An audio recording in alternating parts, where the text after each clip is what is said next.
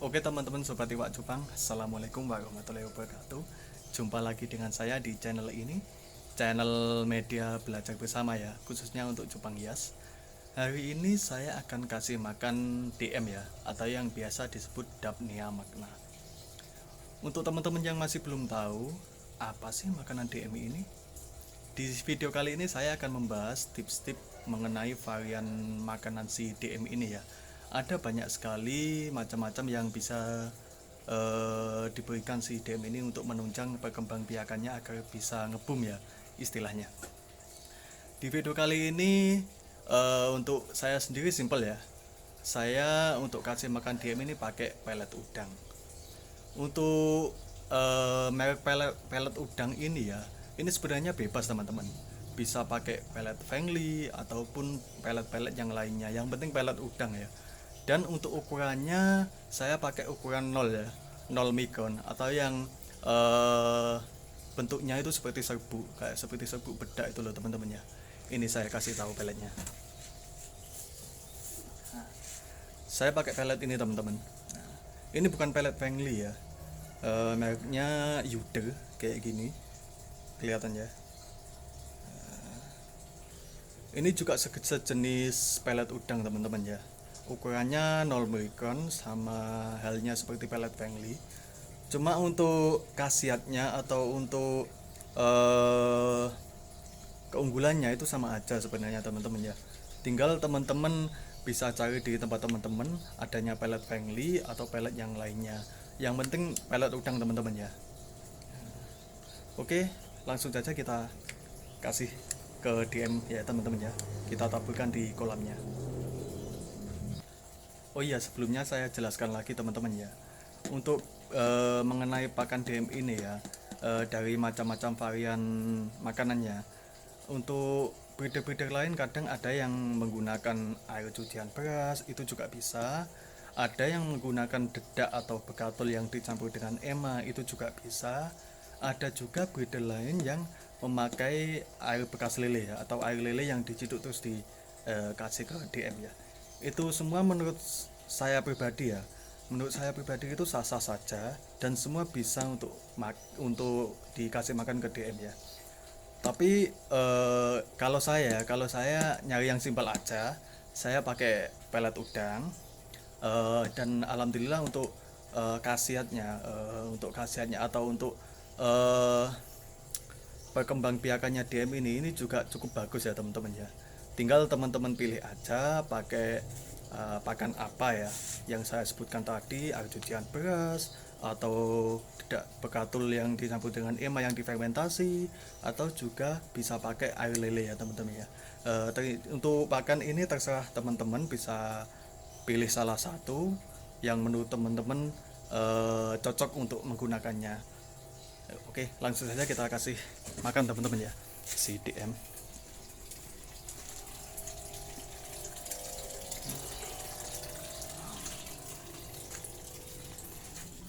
Nah, ini dia. Nah, ini dia teman-teman. Saya untuk media DM ini saya pakai kolam semen ya teman-teman ya. Kira-kira ukurannya 3x1 ya. Nah, seperti ini teman-teman. Ini sengaja saya kasih tutup cuma segini ya teman-teman ya. Dan nggak saya kasih paranet seperti halnya breeder-breeder lain. Ini gunanya apa teman-teman ya? Sinar matahari ini sangat penting teman-teman untuk menunjang ekosistem bakteri yang ada di dalam air kolam ini teman-teman. Kenapa saya sengaja nggak kasih paranet atau tutup di atasnya ini? Karena si bakteri ini dia memerlukan cahaya teman-teman ya, untuk menguraikan sisa-sisa makanan atau sisa-sisa kotoran yang dihasilkan dari si DM tersebut. Nah, Bang, ada yang tanya ke saya kemarin, loh Bang, kok nggak dikasih tutup? Nanti semisal airnya nguap terus habis gimana? Tenang aja teman-teman, kalau semisal airnya menguap atau airnya sedikit demi sedikit habis, saya ada tips buat teman-teman yang masih belum tahu ya. Tinggal kasih air aja teman-teman. Kayak kita ulur selang, kita tambahkan air di dalamnya seperti ini. Nah, ini saya kasih selang teman-teman ya. Tuh.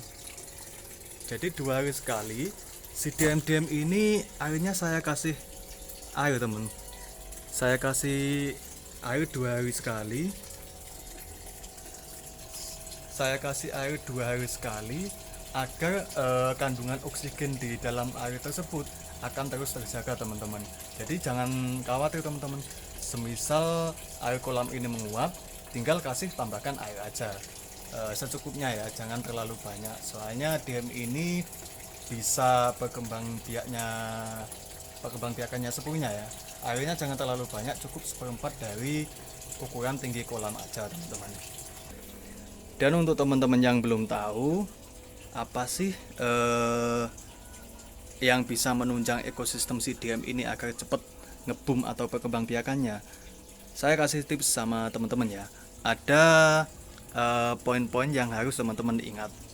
Cahaya matahari ini menunjang proses berkembang biakan si DM. Selain menunjang perkembang biakan si DM ini ya, cahaya matahari ini juga berguna untuk perkembang biakan ekosistem bakteri-bakteri yang ada di dasar kolam ini teman-teman. Nah, ini kelihatannya kolamnya berlumut teman-teman, tapi tenang saja, ini banyak sekali bakteri yang bisa menguraikan sisa-sisa makanan ataupun juga sisa-sisa kotoran dari si DM tersebut. Jadi teman-teman semisal khawatir kasih pakannya kebanyakan, tenang aja teman-teman, sisa makanannya nanti akan diuraikan oleh bakteri-bakteri ini, yang fungsinya bakteri-bakteri ini akan mengurangi kandungan amonia yang ada di dalam air kolam tersebut. Jadi untuk ekosistem dari si DM ini akan terus terjaga teman-teman, kesehatannya dan perkembangbiakannya akan lebih cepat dari sebelumnya. Ini awal saya kasih starter dulu hanya 1 plastik ya teman-teman ya. Saya beli DM 1 plastik, terus saya cemplungin, saya kasih air, terus saya kasih pakan pelet udang. Ini sebelumnya kolam lele ya teman-teman ya.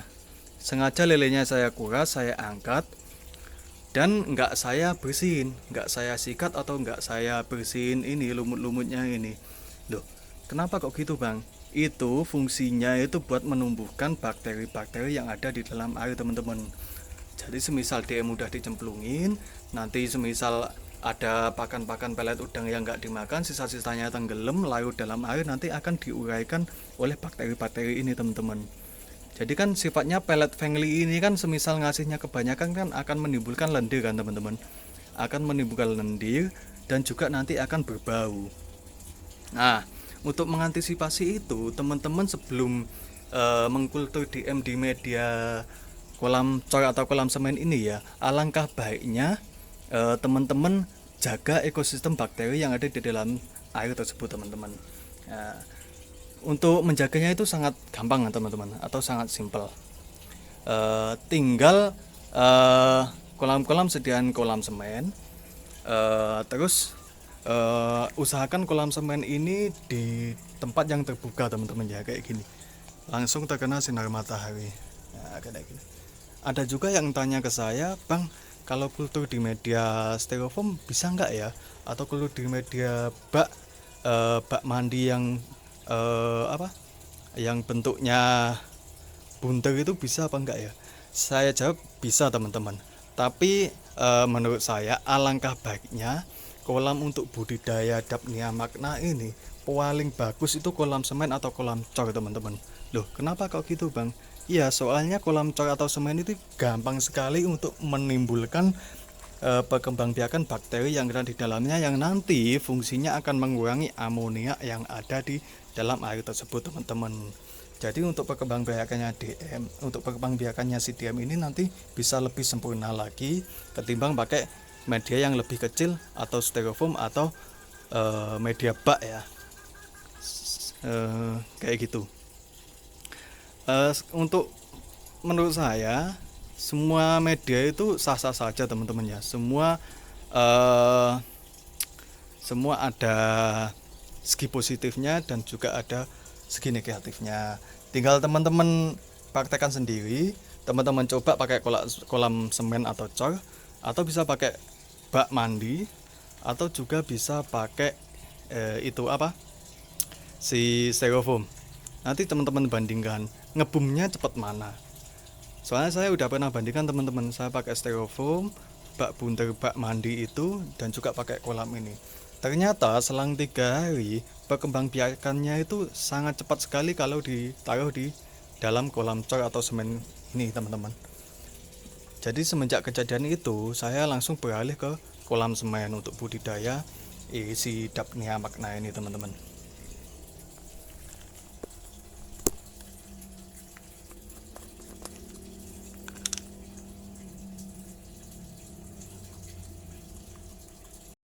Untuk ukuran takarannya dari si pelet udang ini ya cukup segini aja teman-teman, jangan terlalu banyak, nanti bisa menimbulkan lendir yang banyak dan juga airnya akan berbau teman-teman, yang nantinya malah akan membunuh ekosistem si DM ini teman-teman.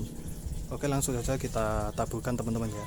Cara naburinya simple, kita taburkan secara merata seperti ini.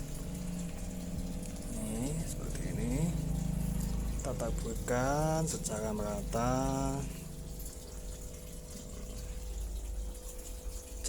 Cara naburinya jangan sampai di satu tempat ya teman-teman ya, jangan sampai menggumpal di satu tempat, sedikit demi sedikit aja merata seperti ini. Ini untuk mempermudah DM-nya nanti akan semua bisa makan ya teman-teman ya, tanpa harus berebut makanan. Jadi seperti ini aja, kita taruh sedikit-sedikit. Oh ya, yang sini belum, sini belum, kita kasih aja sedikit-sedikit. Oh yang sana belum. Udah gitu aja teman-teman, sangat simpel sekali. Kolam ini enggak saya kasih paranet, tapi saya kasih tutup seng ini teman-teman ya. Ini fungsinya apa? Semisal DM yang di sini kepanasan, nanti satu persatu atau sebagian besar dari DM ini dia nanti akan berteduh di bawah atap seng ini teman-teman. Jadi ini bisa membantu si DM ini bila kepanasan di sini, nanti dia akan beralih ke situ teman-teman. Istilahnya buat ngadem, buat cari yang tempat agak dingin. Nanti semisal di sini udah nyaman, butuh sinar matahari, nanti dia juga akan beralih ke ini, ke kolam sisi lain, kolam yang terbuka yang kena panas ini. Semisal dia nanti membutuhkan cahaya matahari, seperti itu teman-teman.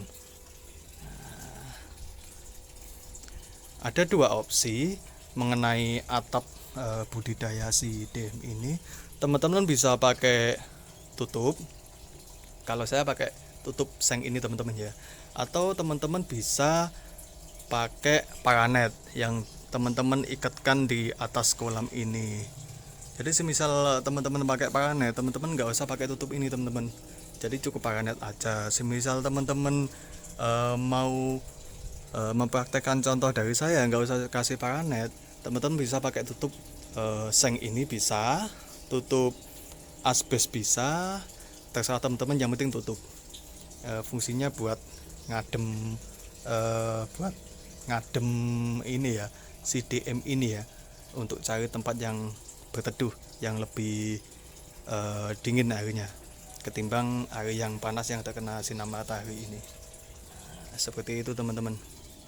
Oh iya, ini saya kasih abu-abu ya, fungsinya untuk memperkaya oksigen yang ada di dalam air budidaya ini ya teman-teman ya. Seperti itu. Tuh teman-teman, dia pada makan teman-teman, si DM-nya tuh, kelihatan kan, tuh dia langsung naik ke permukaan teman-teman. Dia langsung makan tuh banyak kali tuh,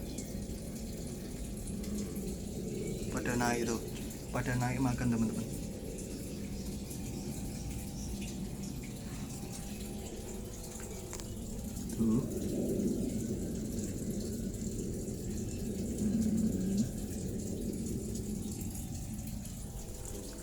Tuh banyak sekali tuh yang di bawah sinar matahari. Dia suka teman-teman sama sinar matahari untuk membantu proses perkembangbiakannya. Semisal nanti dia kepanasan, dia bisa berteduh di bawah seng ini teman-teman, di bawah atap seng seperti itu. Dan nanti semisal air kolam ini menguap, karena terkena sinar matahari langsung. Nanti tinggal ditambahin air aja teman-teman. Kita ulur selang, kita aliri air yang baru biar volume airnya agak naik sedikit, bertambah, dan fungsinya nanti bisa memperkaya oksigen yang berada di dalam air budidaya ini teman-teman. Jadi istilahnya dibiarin airnya menguap gak apa-apa, terus ditambahin air baru itu malah bagus. Kan 2 hari sekali nanti dikasih air tambahan, itu nanti akan menambah atau memperkaya oksigen yang berada di dalam air budidaya ini teman-teman. Jadi 2 hari sekali nanti ada air baru dan oksigennya akan bisa terus terjaga. Seperti itu teman-teman. Pengalaman saya budidaya di kolam semen atau cor ini di hari ke-6 sampai ke-7 ini pasti nanti saya jamin langsung ngebum teman-teman. Soalnya dia suka dengan medianya yang luas pertama, terus ekosistem bakteri yang terjaga, dan juga oksigen yang melimpah teman-teman. Dan juga penunjang sinar matahari ini sangat penting banget teman-teman untuk proses perkembangbiakannya si DM tersebut.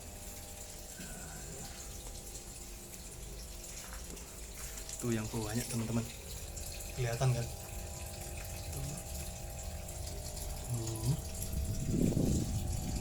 Banyak. Tuh banyak kan teman-teman. Tuh dia pada makan tuh banyak sekali teman-teman.